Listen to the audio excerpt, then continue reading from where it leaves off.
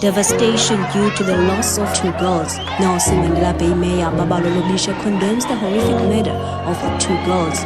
She says the community in the Sino and Iba metro must unite to fight crime. We've learned about these horrific incidents of the 2 young girls who were found bent in Kwanombuhle Kariha area. And the Kariha community activist Tamsana Joseph Gebu, he added that parents need to be more vigilant and more responsibility for their children. What we saw here was like very Dear God, yeah, we pray for witinaha diklatatalela nazinsana ziphalala each and every day yabazali bayakhala sasiphila ngexhala kusasa sokhalela abantu. Lord, I'm down with my knees and I'm crying for peace. Enough is enough. Itinaha mayibuya, show love to one another, look up to each other, sibambane nisithandane kubene bakuxolo bawasikucela sithathelele zethi zona mhlawumbe sonile nkosi lento kungohlobo bawasikucela sithathelele zethi zona mhlawumbe sonile nkosi lento kungohlobo.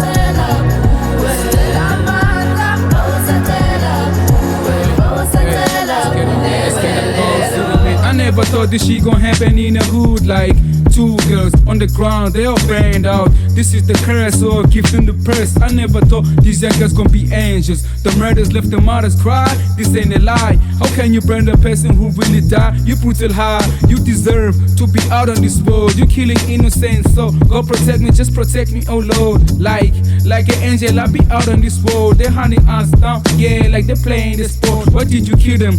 What if Mr. Ngebu didn't see them? What if people in the hood didn't even see them? Like the information that they keeping, the blood on the floor and the jacket of the 2 girls.